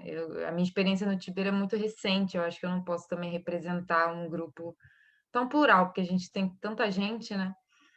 Eu acho que, assim, esses dois pontos em relação ao financiamento e como relacionar a pesquisa e a prática são coisas que, nesse contexto, é difícil a gente colocar alternativas, assim, principalmente como pensar alternativas de mobilização, de organização política para fazer transformação, para além do espaço digital, porque eu acho que a gente está num contexto, e eu pessoalmente falo isso, a gente está num contexto muito saturado, a gente não está conseguindo absorver o que a gente está produzindo de conteúdo, não no sentido blogueiras, mas assim, de conteúdo informativo, a gente não está dando conta de acompanhar essa pluralidade de eventos, assim, né, e de conteúdo, de saber, de livros, enfim. Eu acho que o primeiro ponto em relação ao financiamento é que agora a gente, em termos, não só para RI, mas em termos de estudantes, a gente tem que se organizar e pensar alternativas em torno desse projeto de governo que existe. E, assim, isso é admitir que o que a gente tem não vai fortalecer a gente como a gente precisa e a gente talvez precise buscar alternativas dentro desses fóruns internacionais e dessas organizações transnacionais que promovem esse tipo de pesquisa, que têm esse tipo de interesse de dialogar e de valorizar, né? Eu acho que, nesse ponto, eu comentei sobre a Marcha, e eu acho que a Marcha ela faz um trabalho excelente em torno do mundo inteiro de não só produzir pesquisa, informativos e formação, porque tem uma base muito forte e muito bem articulada com inúmeras redes, tanto rede que tem grana, tanto rede que faz barulho, que as duas, nesse ponto, elas são importantes. Mas eu acho que o financiamento financeiro, assim, financiamento financeiro é redundante, mas o financiamento desses órgãos de pesquisa estatais, né? A gente tem FAPERJ, a Rural, por exemplo, está completamente desmontada, assim. Eu fiz uma pesquisa que era sobre corredores do agronegócio, eu tive a sorte de ter uma bolsa de pesquisa, mas, assim, hoje eu não sei se a gente faria uma pesquisa tão crítica em torno do governo bolsonarista, não sei nem se tem como submeter esse tipo de projeto. Então, acho que isso é pensando também, recentemente estava olhando muitas como que é a construção das RI e feminismos no Canadá, e eles dão um banho, assim, em termos de financiamento. Você consegue bolsas para você pesquisar desde água e a vida das mulheres no sul global, até você pensar em pequenas fazendas dentro da Europa. Então, assim, também em torno do que é pesquisar, né, dentro do país. Eu acho que é a situação, a gente está numa relação truncada em torno de a produção de conhecimento. E para isso eu não tenho resposta, acho que nem doutor, pós-doutor vai ter, porque é uma caminhada que requer rearticulação, né, coesão em torno da classe dos estudantes, assim, seja ele qual for o nível. E assim, minha percepção, né, principalmente observando esse lado das RI, movimento social, a galera da agricultura familiar no Brasil, eu acho que é impossível fazer pesquisa sem você perceber a prática. Eu acho que, principalmente nesse momento, a gente precisa valorizar o movimento social enquanto agente de transformação. Fazer a conexão, mostrar que não adianta querer falar de teoria feminista se a gente não fala da importância da Marcha das Mulheres num contexto de conquista de políticas públicas, por exemplo, no Canadá. Ou você falar de políticas públicas para alimentação e não falar da Marcha das Margaridas. Isso você usando a lente teórica ou você só usando a prática como ferramenta de observação. Você pode usar a teoria da Fraser para falar de redistribuição e você vai ser legal, mas assim, se você usar a prática para demonstrar, seja qualquer a sua teoria, você vai ver que existe um êxito, que aquele movimento ele faz a transformação. E, claro, eu acabo sendo tendenciosa porque foi a minha agenda de pesquisa, mas eu acho que na experiência com o atual quadro que nós estamos observando, e eu estou assistindo o conto da Aya também, que está sendo uma virada bizarra na minha cabeça, porque eu fico pensando, se a gente não se movimentar, vai virar aquela historinha da Margaret Atwood, mas assim, a gente precisa se conectar à sociedade civil, a gente não faz um trabalho de internacionalista se a gente não está colada ao social, à prática diária. E num momento em que a gente não tem o Ministério de Relações Exteriores fazendo o mínimo de serviço, a gente precisa mostrar por que relações internacionais é importante para o nosso país sobreviver dentro do cenário internacional, porque a gente ainda não sabe em termos práticos, o que significa esse cara dando poder. Assim, a gente tem detalhes, mas a gente ainda não chegou na parte dolorosa da coisa, entendeu? E quem perde primeiro vai ser mulher, né? E aí eu acho que é estranho, e sem me estender, eu acho que as meninas que estão também há mais tempo podem falar da prática, mas eu acho que agora é ocupar os espaços. A gente tem que pensar em eleição, a gente tem que pensar em eleição de departamento, em eleição de coordenação de pós-graduação e apoiar essas mulheres que estão contra a corrente, né? Eu acho que hoje o principal exemplo que eu vejo de um programa de pós-graduação bem fortalecido, focado em pesquisa gênero, é o LEG, que é lá de Santa Catarina, e eu recomendo vocês participarem das reuniões do Laboratório de Gênero e História. As reuniões são abertas, as professoras são excelentes, excelentes, assim. Não conheço ninguém pessoalmente, entrei, estou lá fazendo parte das reuniões, mas assim, é uma galera que pesquisa gênero e história há muito tempo, tem o recurso, consegue os recursos, mesmo que a duras penas, e se mostra muito engajado em dar continuidade ao que foi construído 10, 20 anos atrás, entendeu? Porque eu acho que é isso, por mais que a RI seja recente, não é tão recente assim, galera. RI na rural já tem mais de 10 anos, espera aí. E aí, né? Então, acho que o que a gente vai levar, não tive resposta aqui, mas assim, quem que a gente indica para esses lugares, né? Quem que a gente está levando e como que a gente pode fortalecer isso? E aí ouvir a galera que está na rua também. Acho que sair desse, não sei, é claro, a separação ela é evidente, mas assim, não se afundar também na diferença. Por exemplo, no evento do Marias, chamar uma representante da Marcha de São Paulo para ver o que a galera está fazendo em práticas internacionais. Ou chamar, sabe, umas coisas assim, tentar se separar menos, no sentido até da validade, porque a gente. Isso, vou fechar, tá? Para não me estender, mas assim, quem que a gente chama para os eventos? Precisa necessariamente ser uma professora que se formou na UFRJ, fez a pós no IRI, e aí foi para os Estados Unidos e fez uma pesquisa? Por que não chamar também uma agricultora rural para falar de, sei lá, de militância numa mesma mesa, entendeu? Por que essas pessoas elas não são tão valorizadas? Porque automaticamente a gente também está imerso na problemática da academia, que é o que importa, assim, não é que importa menos, mas isso é menos ciência. A galera que está na prática não faz ciência. Você não usa necessariamente na sua referência bibliográfica um link de um ensaio do Offre, ou de um ensaio do não internacionalista. Porque a galera fala que é uma publicação grey publication, né? Tipo assim, vale menos. Aí você fica, pô, mas eu vou usar isso, é ciência. E, enfim, são as contradições também. É encarar a contradição do ponto de vista de que eu não aceito mais ela. Tipo, vou ocupar, não interessa. Você vai falar que é grey, mas então eu vou levar e você... Tipo, eu tive esse problema na minha monografia, só por isso que eu tô falando. Chega. Só fazer um comentário rápido antes de passar a palavra para a Giovana, porque algumas de vocês se inscreveram aqui pelo chat, aí a ordem ficou Giovana, Kelly e Mariana. Muito bom isso que você trouxe para a gente agora. E eu fico refletindo muito sobre como essa desconexão tem um impacto direto, né, nas vidas de todas nós. A gente fez recentemente lá na Secretaria da Mulher um curso sobre políticas públicas para mulheres e faltou muito essa perspectiva do internacional. E ela é importante, né, porque muitas das experiências que levaram mulheres em vários lugares do mundo à emancipação, elas vêm de fora.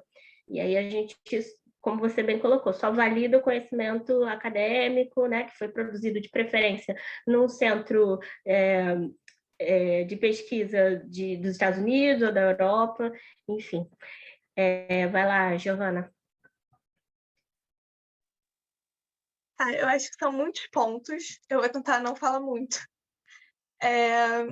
Eu acho que antes da gente pensar na questão do financiamento, porque assim, o financiamento está ruim em qualquer instância de ciência no Brasil hoje. Então, não tem financiamento? Não tem financiamento. Não necessariamente é só por serem estudos relacionados a gênero, mas também porque a gente está numa crise da ciência como um todo.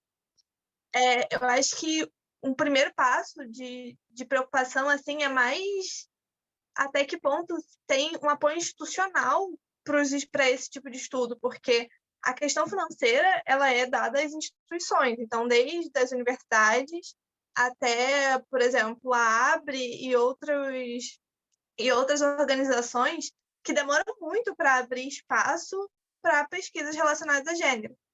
A gente mandou um curso de formação em pesquisa feminista para a ABRE agora, e aí eu voltei em todos os encontros da ABRE, e é o primeiro. Entendeu? Tipo, é o primeiro curso de formação, um mini curso, né, de formação. A pressão que Marias faz também para que tenha um GT, né, de gênero dentro da ABRE, esse tipo de coisa, essa questão institucional, eu acho que ela vem ainda antes do financiamento, e ela é muito complicada, porque são jogos políticos e são questões que são muito profundas, assim, de legitimação de conhecimento mesmo, e que é difícil de transpor. Eu acho, porque, assim, financiamento, tem muito financiamento de instituição lá de fora, por exemplo, tipo, direto sai chamadas de financiamento de várias instituições, tipo, essa galera bilionária que tem instituição para financiar a pesquisa no terceiro mundo. A gente aproveita o dinheiro deles, entendeu? Então, essas instituições, elas existem e tem financiamento, inclusive, para estudos de gênero. Mas eu acho que esse financiamento de bolsa, ele passa primeiro por um apoio institucional e de legitimação de gênero como conhecimento, para depois vir a questão do financiamento em si. E aí, além disso, eu concordo muito com o que a Natália falou com relação ao descolamento que se tem dos movimentos sociais, da materialidade dos estudos de gênero. Porque os estudos de gênero, eles vêm para a academia dos movimentos sociais, né? Então, eles vêm dos movimentos de mulheres, eles são institucionalizados e você tem depois um afastamento muito grande desses movimentos. Porque a gente desenvolve uma linha de pensamento que é muito importante, mas, por exemplo, você falar hoje sobre, sei lá, tipo, economia feminista é muito mais difícil do que você ver estudos sobre, sei lá, territorialidade e violência sobre o corpo da mulher. Porque os estudos de gênero eles ficaram muito nessa parte pós-moderna, né? Nessa parte pós-positivista e tudo mais. E aí eu acho que é quando afasta um pouco dos movimentos sociais, porque você vê, por exemplo, na marcha, uma preocupação muito grande com a economia feminista. E você vê que essa demanda não vem da marcha em si, vem das pessoas que estão envolvidas com a marcha, né? Das ações de solidariedade que são feitas, das demandas que vêm dessas mulheres que estão dentro de comunidades, por exemplo, e que têm muita noção das opressões de gênero que elas sofrem, e que fazem uma demanda e que muitas vezes a gente não escuta, porque a gente está aqui debatendo, tipo, Foucault, entendeu? Então, e óbvio que é importante debater o Foucault e o papel do corpo e tudo mais, mas eu acho que teve um descolamento com relação a isso, e que eu acho que é importante voltar. Porque é isso, a gente não vai ter financiamento se a gente não pensar no gênero, nos estudos de gênero dentro da política da universidade, dentro da ciência brasileira como um todo, dentro de um governo que é contra a ciência, a universidade e o gênero. Então, eu acho que isso é uma coisa que é importante de se pensar. E uma coisa que, tipo, eu acho muito importante da gente pensar também é como a gente pode usar redes sociais e internet dentro disso, assim. Porque, como eu falei, o UOF nasceu na pandemia. E a gente percebeu, quando a gente começou, era um negócio, tipo assim... Eu fiz site do UOF, gente. Foi tipo, não sei fazer um site, a gente não tem dinheiro. Sai correndo, aprende a fazer um site, faz um site próprio. Então, foi tudo meio assim, foi tudo muito corrido. E em, sei lá, 6 meses, o UOF tinha tipo, mais de 1.000 seguidores. E a gente conseguiu tipo, contato com pesquisadoras muito famosas e contato com lideranças de movimentos sociais, enfim. Que a gente foi fazer redes, e não só tipo, redes com a América Latina, com outras universidades da América Latina. Então, a rede social, ela faz com que a gente saia desse nosso núcleo pequeno, sabe? Tem pesquisadoras do UOF, por exemplo, que são de Manaus. Tipo, nunca ia ter uma pesquisadora do UOF de Manaus se a gente não tivesse feito nosso processo seletivo através das redes sociais, através da divulgação em massa de redes sociais, da ajuda de outros grupos de pesquisa que também divulgaram o que a gente estava fazendo. Tem palestra do Ofre, do Café com Ofre, que tem tipo, mais de 180 pessoas, coisa que nunca ia acontecer tipo, presencialmente. Então, óbvio que é horrível tudo isso que a gente está passando e não existe nada de positivo no que a gente está passando. Mas acho que é uma coisa que a gente tem que aprender a usar ao nosso favor dentro do que a gente faz. Assim, não é nossa obrigação fazer divulgação científica, porque a gente já está com 1 milhão de acúmulos de trabalho, mas eu acho que é um ponto importante, assim, e usar as redes sociais para isso. Não é para ninguém virar blogueira, mas o que a gente tenta fazer é olhar, dentro do Ofre, o que a gente tenta fazer é olhar o conteúdo das redes sociais como um conteúdo de estudo também, de compreender, de estudar, e aí a gente divide, tipo, quem vai fazer o conteúdo, divide nas regiões e vai fazendo esse acompanhamento.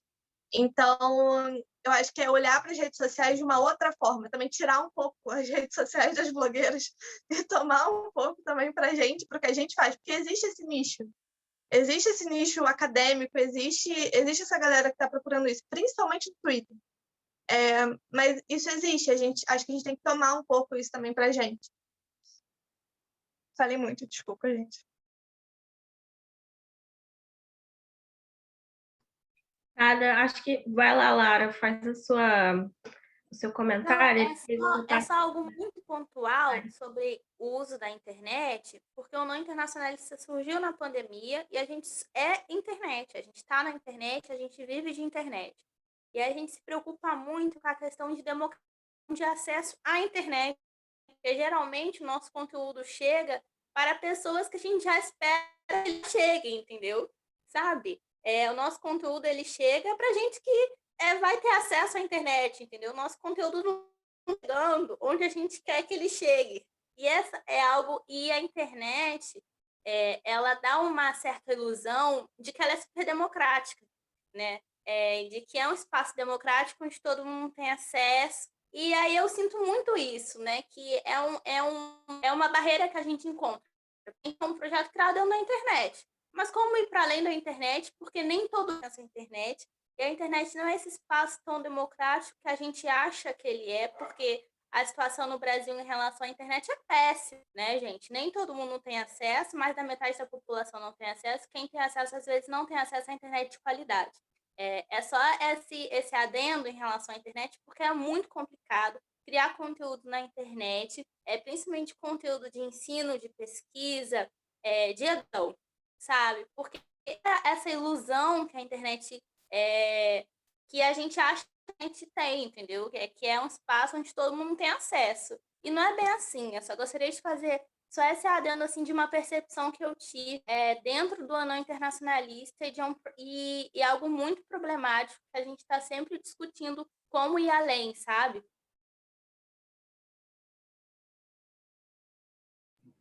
Sim, acho que a Lara toca num ponto, né, acho que bem central, né? E por mais que as redes sociais, eu acho que elas têm esse poder de difusão, é isso, ainda é muito, muito elitista, né? Quem tem realmente acesso permanente ou um acesso de qualidade, né, para essas redes. E isso, como isso implica em acesso à informação também, a informação de qualidade, né? As Marias, a Laira colocou aqui já um pouco, a gente também entrou nesse mundo da internet meio recentemente, e igual a vocês, igual o Ofre, igual o Não, acho que a gente conseguiu expandir e ganhar visibilidade por conta, né, da internet, das redes sociais, e querendo ou não, nesse período, né, de pandemia, que a gente teve que se adaptar e começar a fazer nossos encontros por meios digitais. O logo do Marias foi eu que criei. O logo anterior, né? A gente agora passou por uma mudança de identidade visual, ainda bem, tá com uma cara muito mais profissional, mas eu criei no Paint em 2017. Então era tudo muito amador, né? E a gente tinha só uma página no Facebook, a página do Instagram foi criada ano passado. Então a gente foi vendo que realmente as redes são aliados. A gente conseguiu chegar em lugares também que a gente não imaginava. A gente conseguiu, na verdade, o nosso público maior, até ia trazer esses dados para vocês, assim, atualmente tem sido mais de fora do Instituto de Relações Internacionais da USP do que de dentro. quem frequenta mais nossos encontros, quem vai nas lives, normalmente não é pessoal do IRI, IRI USP, né? É o pessoal que vem de fora e que encontrou a gente pelas redes sociais. Então, isso para a gente foi algo novo, porque a gente a gente se constituiu como um grupo inicialmente ligado, né, às pós-graduandas do IRI, então era para ser uma coisa mais interna, e a gente acabou virando essa coisa um pouco até megalomaníaca, porque a gente cresceu sem ter braço. E aí essa questão de construção de conteúdo é uma coisa que exige, né, e eu que também estou na parte da comunicação, isso acaba gerando, né, uma quantidade de trabalho muito grande, que acaba competindo com as outras áreas, tipo a área da pesquisa. Ou eu faço post para o Instagram, tipo, ou eu tenho braço para fazer post e arte, ou eu fico me concentrando no artigo para fazer a pesquisa. Então, como é que a gente também consegue não um sobrepor o outro e ser de fato um aliado? E aí a gente está começando numa reflexão até interna. A gente tem que aumentar a equipe de comunicação, ou como é que a gente consegue fazer um fluxo que não seja tão demandante, que a gente não fique tão sobrecarregada por conta, né, dessa parte de comunicação que é trabalhosa. Ela é gostosa, mas ela é muito trabalhosa. E, querendo ou não, a gente também é um grupo de pesquisa, a gente quer se firmar como um grupo de pesquisa, né, pelo menos. É um dos nossos objetivos agora daqui para frente. E isso também exige muito trabalho, muita demanda e muito tempo, né? Então, essa é uma das reflexões que a gente está fazendo. A gente quer, quem é o público que a gente quer atingir, né, fazendo esses posts de conteúdo. Eu fui olhar hoje os insights do Instagram das Marias, e aí dá para ver, né, que grande parte ainda está concentrado no Sudeste, então a gente conseguiu se difundir, mas a gente, acho que com o seminário a gente conseguiu ter pessoas de outras partes, de outras regiões do Brasil, mas ainda o nosso público majoritário está concentrado no Sudeste. A grande maioria na faixa etária entre 25 e 34 anos, então já é um público um pouco mais velho, né? Talvez não seja necessariamente universitário. E, obviamente, né, como era o esperado, 85% é de mulheres. Então, a gente ainda tem, realmente, não está conseguindo atingir os homens. E aí, o que a gente vê, então, nos últimos encontros é que o Instagram, o Facebook tem ficado, né, mais coitadinho lá, meio rebaixado. É o Instagram que tem sido nossa maior ferramenta de difusão, né? E é isso, a gente está com uma grande, acho que, crise mesmo de estruturação interna para saber quanto de peso a gente dá para a comunicação e qual que é o nosso público-alvo mesmo, quem que é o público que a gente quer atingir, e aí a gente teria que mudar, inclusive, a nossa forma de nos comunicarmos, né? Enfim. A questão do financiamento também, acho que é uma questão, a gente está também num processo de se institucionalizar, muito por conta dessa questão de financiamento, porque a gente precisa ter essa questão jurídica, legal, para conseguir participar de edital de financiamento. Então, acho que também essa complexidade, né, de ter que ter institucionalização para conseguir financiamento, e sem financiamento fica um grupo trabalhando para caramba, de forma voluntária, o que é legal até certo ponto, mas, né, por outro, a gente também tem que valorizar nosso trabalho e, né, o que a gente tem feito. E aí, a última coisa que eu quero falar, para não me estender mais, porque a gente já está quase no fim, e aí vai ser minha última fala, é a questão da relação com os movimentos sociais. Eu concordo 100%, me fez pensar em várias coisas. Por que a gente não chama mais, nas nossas mesas, mais pessoas dos movimentos sociais também? Total, acho que eu concordo 100% com você. A gente tem uma relação ainda muito pequena com esses movimentos mais de base, que estão lá fazendo a luta, que estão lá nas ruas, que estão fazendo, né, esse trabalho que é muito importante. E eu fiquei pensando muito de onde eu tenho um pezinho e que eu tenho mais experiência também na política pública. E aí eu fico pensando, quando eu estava trabalhando na prefeitura, a gente tinha pouquíssimos projetos também em parceria com a academia. Então, ao mesmo tempo que a gente acha que a gente também só dialoga, né, para dentro da academia, eu acho que quem está também na política pública também só dialoga com quem está na política pública. Por mais que tenha essa coisa, né, os grandes centros de pesquisa, a gente só vai chamar quando também tem algum vínculo institucional, tem isso, com certeza, né? Acho que uma prefeitura grande não vai querer fazer parceria com um grupo menor, sei lá. Mas eu acho que também tem uma dificuldade ainda da gente olhar para fora, né, de cada um dos nossos nichos de atuação. Quando eu estava na prefeitura, eu acho que tinha 1 ou 2 projetos que a gente tinha contratado um grupo de pesquisa de uma universidade, né, para fazer lá o monitoramento, entender, mas acho que, assim, foi bem pontual, sabe? A gente ainda não usa, ainda não faz essa troca. E, pensando do outro lado, eu estou num programa dentro da USP, chama USP Municípios, que é justamente tentar levar os conhecimentos da academia para as prefeituras, em que a USP tem campi, né, no interior de São Paulo. E os projetos, a gente percebe que, assim, os grupos de pesquisa na universidade têm muita dificuldade de dialogar com as prefeituras. Assim, às vezes pensa no projeto sem ter dialogado com a prefeitura antes, sem usar a mesma linguagem, fica usando um monte de mapas difíceis e umas pesquisas quantitativas que, né, são importantes, mas como é que a gente consegue traduzir isso, né?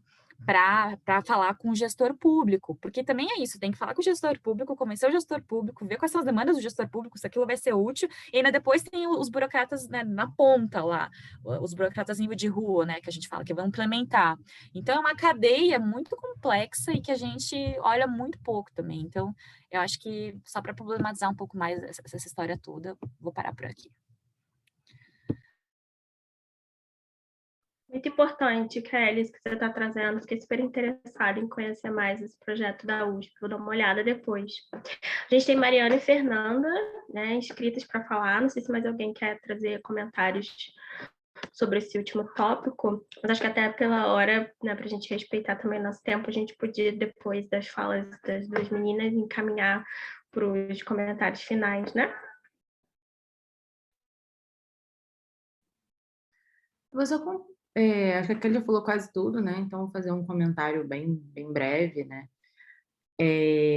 Essa questão que a gente chegou aqui a comentar no chat, a questão do investimento, não pensando só no investimento de grupo, eu acho que, né, realmente é uma grande entrave o financiamento para gênero, né? A gente está vendo que várias pesquisas de pós-graduandas estão sendo barradas nas instituições de financiamento, e mesmo com todos os critérios excelentes, falou assim, não há interesse da instituição em financiar, né? Já teve 3 casos de estudo de gênero, assim, a gente estava comentando aqui, que tem acontecido, né? Então, eu acho que é um grande entrave, né? Que você vai escolher porque um financiamento que muitas vezes os doutorandos, mestrandos precisam, e aí você vai ter que fazer uma escolha, né? Vou fazer um tema que eu vou conseguir o financiamento para fazer minha pós-graduação ou não, ter essa informação de antemão, né? Porque isso é uma coisa que a gente está conseguindo analisar agora que isso está ocorrendo,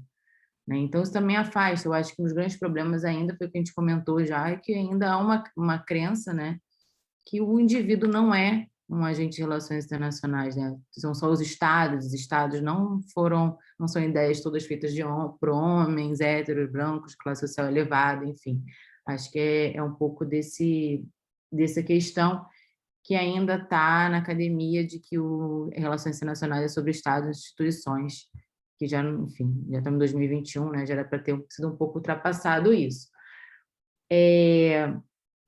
Em relação à prática e a relacionada à pesquisa e prática, eu acho que é muito o que vocês falaram. Eu acho que a própria internet é uma forma de devolver isso para a sociedade, de uma certa forma, mas acho que o movimento contrário também, de como a gente vai chegar na sociedade para trazer essa informação. Acredito que ainda, pelo menos nas relações internacionais, é uma grande resistência para estudos de campo, né? E eu acho estudos de campo fundamental para poder a gente conseguir retirar as informações, né, direto na fonte, na informação primária, com os indivíduos, com entrevistas semi-estruturadas, e trazer para a academia uma coisa mais real e não baseada em relatórios de terceiros e análise de discurso, né? Isso em relações internacionais ainda está muito à margem. Inclusive, existe uma resistência também por parte dos professores de acreditar que isso é ciência, não, porque você vai ter um grupo muito pequeno que não vai representar um todo. Não, não é bem assim. Existem métodos para isso, existem métodos para você selecionar pessoas que vão representar um grupo maior, né? E isso é uma forma de diálogo, né? Você retira a sociedade e, claro, você tem que ter alguma forma de devolver isso, né? Muitas vezes, realmente, só um artigo, só uma tese não vai atingir essas pessoas diretamente, né? E eu acho que isso é uma coisa ainda para muito se pensar no que se pode fazer. Mas eu acho que seriam os pontos para além do que já foi falado.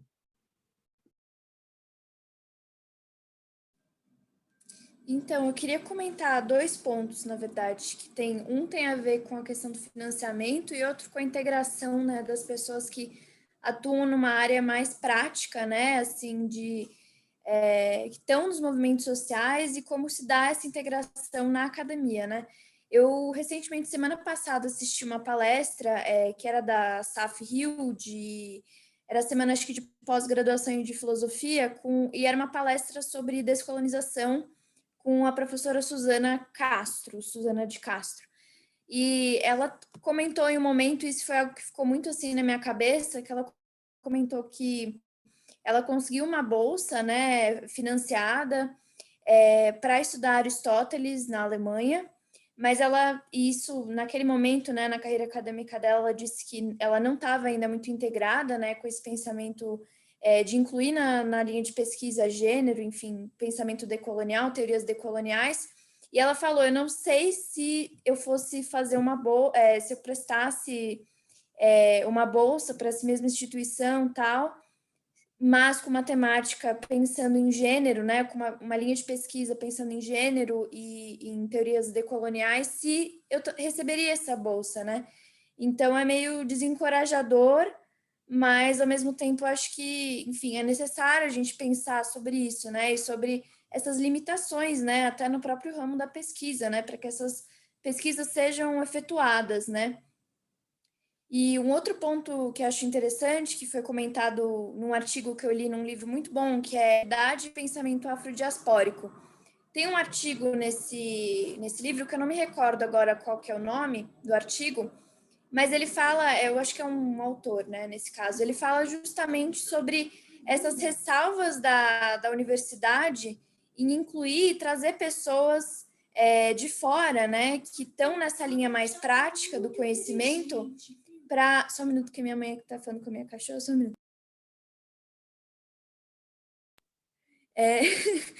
Enfim, sobre essa questão, né? Assim, a gente pode até falar sobre o feminismo indígena, por exemplo, né? Mas a gente não vai trazer uma mulher indígena para falar sobre essa temática, porque teoricamente ela não tem uma formação acadêmica suficiente para estar numa posição de professor universitário, né? Então ela não tem um mestrado, talvez, ou até tenha, mas assim, existem pessoas que não têm mestrado, e tudo bem, isso não quer dizer que ou doutorado, isso não quer dizer que elas não têm coisas para compartilhar e conhecimentos e saberes para compartilhar, né? Então, como isso também fica o mesmo discurso, né? A gente fica em instituições que sempre tem as mesmas pessoas com as mesmas falas, e como isso torna a gente muito mais engessado num tipo de mentalidade e demora muito mais para a gente progredir, né? Assim, enfim.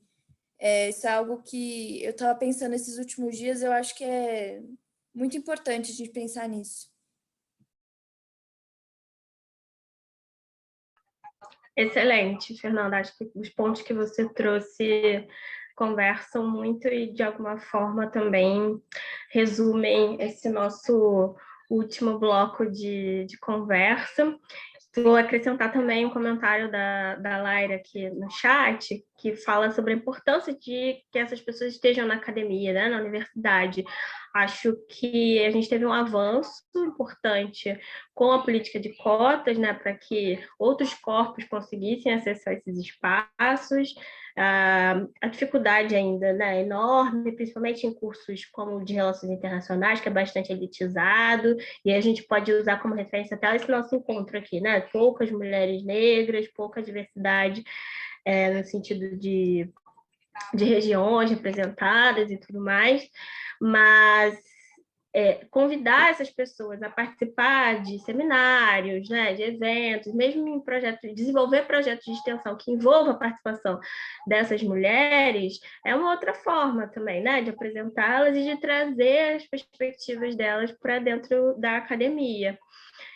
Entendendo super que a gente nunca vai ter essa cessão de poder, né? A gente falou bastante sobre isso também. Então, a gente não vai ver os departamentos, as grandes organizações como a ABRE, voluntariamente permitindo que pessoas estejam lá, mas a gente pode fazer lobby, a gente pode pressionar para que figuras como essas sejam convidadas, né? Estejam presentes nesses espaços. A gente vai aos poucos mesmo forçando ali a nossa presença, ocupando, tem que ocupar tudo.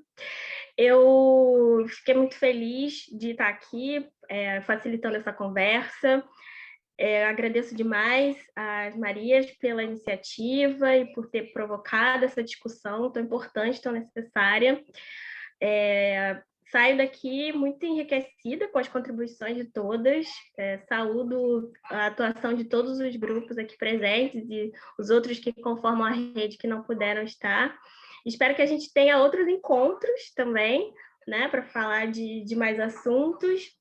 E queria deixar um espaço agora também para vocês se despedirem, deixarem seus comentários finais. É isso, agradeço muito a oportunidade mesmo. Laira, fica à vontade. Vou falar só uma coisa, Tainá, é que esse jeito que a gente foi encerrando a nossa conversa, eu acho que deixa uma reflexão interessante que abarca tudo que a gente discutiu aqui hoje.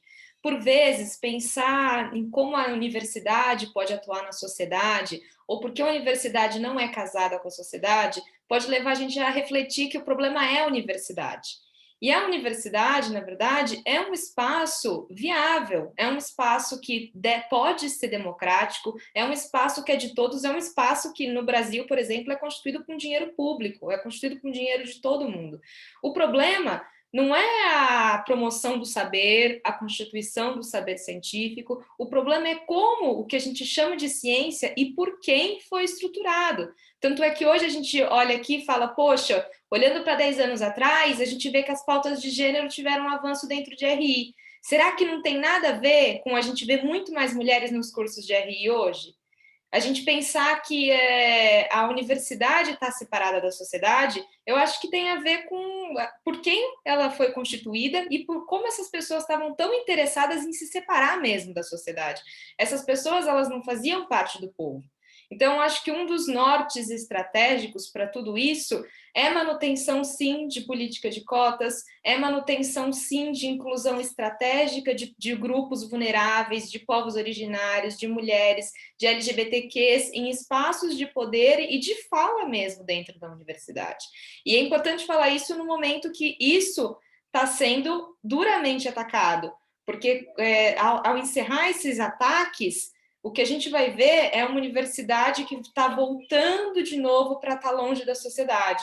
E não é isso que a gente quer, né? Tem 1 milhão de práticas enquanto grupos de pesquisa, tem 1 milhão de práticas enquanto sujeitos para aproximar a universidade da sociedade.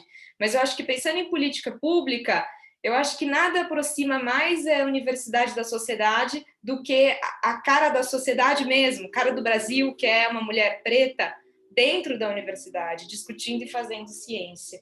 E é só isso que eu queria comentar.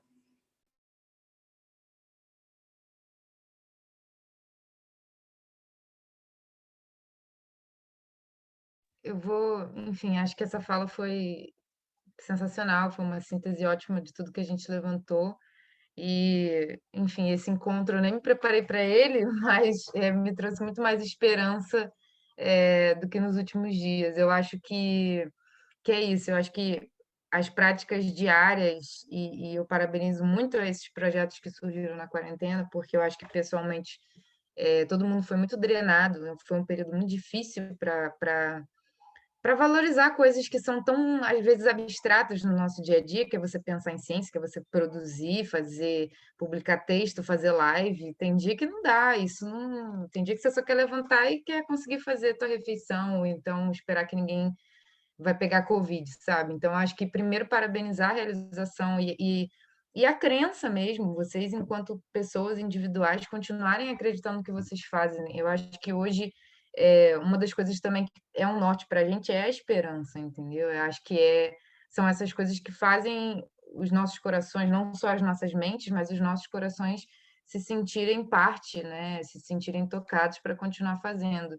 E apesar de quem não acha que mulher tem que fazer ciência, eu acho que essa parte, o fato de nós sermos empáticas e sensíveis, e não que os homens não sejam, mas que a gente tenha um compromisso de transformação social a partir do momento que a gente é socializada, porque a gente é obrigada a se pensar assim, tem algo muito revolucionário nesse aspecto da nossa caminhada. Então, acho que, primeiro, parabenizar, foi um evento ótimo. Eu espero que vocês se sintam próximas sempre ao Tibira. A coletiva Diálogos Feministas é uma coletiva também recém-nascida. Coloquei no chat o curso de extensão que a gente vai ter. E é isso, a transformação ela vai acontecer por meio dessas coesões e da gente voltar às pequenas comunidades, né? A gente leu no Tibira um pedaço do Caliban e a Bruxa, e foi muito importante pensar como que o mais assustador e mais revolucionário eram quando as mulheres se organizavam. E nada diferente disso a gente está fazendo. As mulheres continuam se organizando e estão mais fortes do que nunca, né? Porque eu acho que a internet ela trouxe esse detalhe para a gente. A gente está se aproximando aqui de pessoas que eu não conheço ninguém pessoalmente, assim. E isso é muito interessante, porque independente de qualquer coisa, a gente acredita nessa transformação, né? E é isso, acho que é sair desses encontros com essa pequena faísca, entendeu? Porque são nessas pequenas coisas que a gente faz um fogaréu muito grande e muito transformador também. Parabéns, boa semana para todas, obrigada. Gente, eu vou falar muito rápido, eu falo muito. Gostaria de agradecer mais uma vez o convite da Kelly por ter lembrado da gente. Sempre vai ser uma honra. Eu saio daqui com o coração confortável e quentinho, porque a gente sempre acha que a gente tem essas ideias sozinhas, ou no sentido de que eu tenho essa perspectiva, mas será que sou só eu? Eu já me perguntei isso, né? Será que só eu que acho isso estranho? Será que só eu que acho isso problemático? E não, né? Eu ainda lanço aqui a ideia da gente fazer isso mais vezes, tudo bem? A gente não demorar muito tempo para a gente fazer outra roda de conversa, talvez com mais outros grupos, com outras pessoas, mas que isso seja um pouco mais rotineiro, um pouco mais quente, né, no nosso dia a dia, não enquanto representantes de projetos, mas enquanto mulheres também desse espaço. E é isso, assim, eu prometi que ia ser breve. Posso falar para a gente tirar uma foto antes da gente desligar? Deixa eu só tirar uma foto, um print, né? Bom, vai, 1, 2, 3 e... Deixa eu ver se foi, gente, rapidinho. Se não foi, eu tiro outra. Deixa eu ver. Ah, fofa, ficou muito linda. Tá bom, fechou, gente, obrigada. Não sei se alguém quer falar mais alguma coisa, mas eu queria muito agradecer. A gente vai... Oi? Ai, desculpa, amiga. Imagina, só sim, agradecer. Obrigada, gente. A gente vai disponibilizar no YouTube, aí se vocês quiserem mandar para as pessoas, para elas verem também um pouco, aí a gente com certeza faz uma nova roda com outros grupos, com mais grupos, os que não conseguiram estar aqui hoje, né? E acho que a nossa ideia era realmente começar a consolidar mesmo esses laços de rede, de grupos para a gente se fortalecer, né? Porque eu acho que o nosso diálogo aqui, ele convergiu muito, né? Acho que todo mundo tem passado pelas mesmas questões e as mesmas dificuldades, e acho que a gente só tende a crescer. Vai para o YouTube. Se vocês não derem autorização, não vai. Só... Pode ir? Tá combinado. Obrigada, gente. Um beijo. Boa noite. Bom Obrigada, descanso. gente. Boa noite.